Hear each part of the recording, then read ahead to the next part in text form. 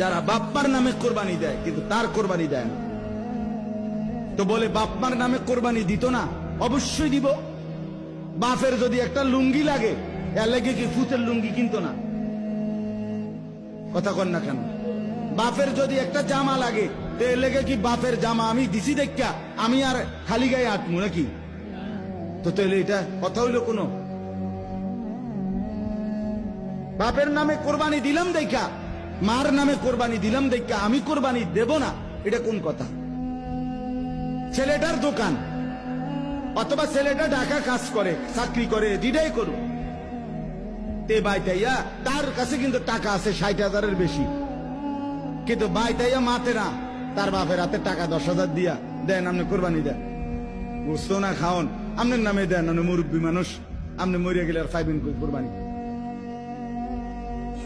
অথচ সে কিন্তু কি সামর্থ্যবান, কথা বুঝেন নাই আমার, তার কাছে টাকা আছে না, এই 10,000 টাকা ছাড়া তার দ্বারা আর টাকা নাই।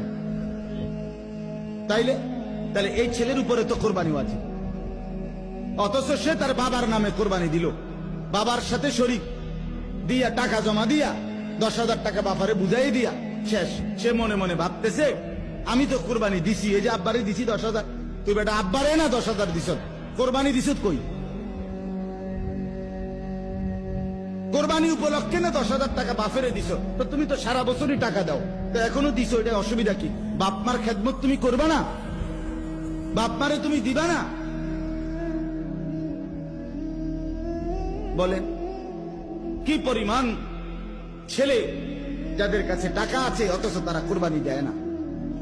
বাইটাইয়ে নতুন জামা পিন্দা ঈদগাহে মুসল্লা লইয়া নামাজ পড়তে যায়, কিত্তে যাও বেউকুফ, তুই হুতাতে না থাকবি, তুই গোস্ত আনলে গোস্ত খাইবি। আরে বেটা তোর বেটা ঈদগাহ যাইতে কইছে কে বেটা? এত সকাল ঘুমে তুরছু কিত্তা তুমি? গোস্ত রান্ধা হইলে না উঠবা, তোমার তো উড়াইবেই তোমার আম্মা।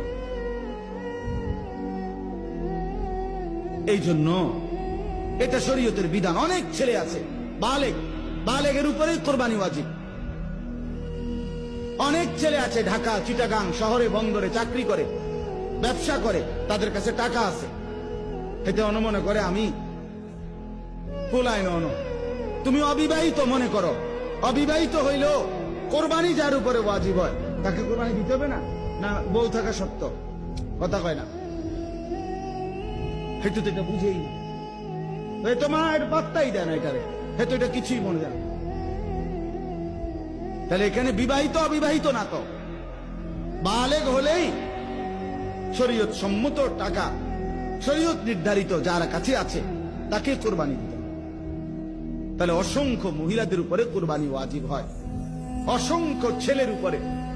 ছেলেটাই অল্প বয়সী 18 বছর 20 বছরের ছেলের বিদেশ পাঠাই দিতে, পোলা বিদেশ থেকে টাকা পাঠায়, বছরের পর বছর বাপমার নামে কোরবানি হয়, অথচ তার কাছে আরো টাকা আছে।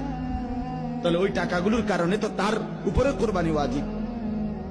এই জন্য দয়া করে বাপ, আরো অনেক মাসালা আছে, আমি শুধু বুঝায় বলবো।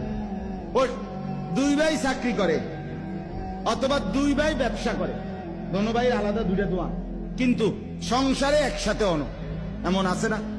মানে ভিন্ন হয়েছে না আর কি, দোনো ভাই, বাপ মাও আছে করে, তো বাপ মার লগে একসাথে খায়। তো কাজে যেহেতু তারা এখনো সংসার ভিন্ন হয় নাই, যাদের ঘরে বউ লইয়া যার যে আলাদা থাকে যদিও, কিন্তু রান্দাবাড়ি এক লগে একসাথে খায় দেয়। তো দোনো ভাইয়েই কামাই রোজগারি করে, দোনো ভাইয়েরই কি আছে, ইনকাম আছে, দোনো ভাই মিল্লাট, এবারটা 15,000 এবারটা 15,000 মিলাইয়া 30,000 টাকা বাপ বাড়াতে দিয়েছে, কোরবানি দেন আমরা। কারণ আমরা তো একসাথে খাই, গোস্ত তো রাইলে আমরা একসাথে খাও, আমরা কি আর এনে আলাদা খামুনি? তো গোস্তই তো খাওয়া, তো এটা তো আমরা একসাথে আসি, বুঝেন নাই কথাটা? তো এবারে এই 30,000 টাকা দিয়ে কার নামে কোরবানি দিল? বাপের নামে। তো তোমরা যে দুজন সামর্থ্যবান, তোমাদের কোরবানি কই হলো? এই 2 জন, তোমরা যে দুজনের উপরে কোরবানি ওয়াজিব হলো, তোমাদের কাছে তো 60,000 টাকা বা তদুর্ধ্ব টাকা আছে, এটা তোমাদের ওয়াজিব কই?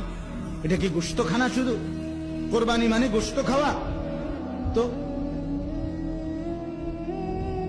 এরকম অগণিত মানুষ ভুল করছে। আচ্ছা, যদি বয়ের মাসালা কোনটা?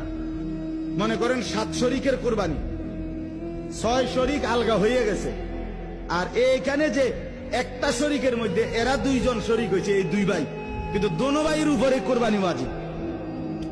দোনো ভাইয়ের সামর্থ্যের কারণে, মানে দোনো জনের কাছে টাকা আছে আলাদা আলাদা, এখন কোরবানি ওয়াজিব হলে এনে 2 জনের, একজনের না 2 জনের, তো আগের আছে আলগা 6 শরিক মনে করেন, আর এরা 2 ভাই মিল্লা টাকা দিয়া 1 শরিক লইল।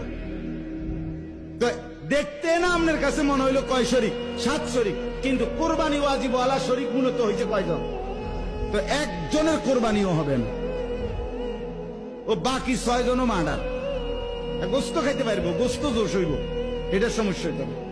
গোস্ত খাইতে পারবে, গোস্ত দোষ হইব, রুডিও কি খোলা তুটবো, কিন্তু মাগার আখেরাতে জমবে না, খামখেয়ালি না। এরকম অগণিত মাসআলা আছে। আল্লাহ তাআলা আমাদেরকে বুঝার তৌফিক দান করেন।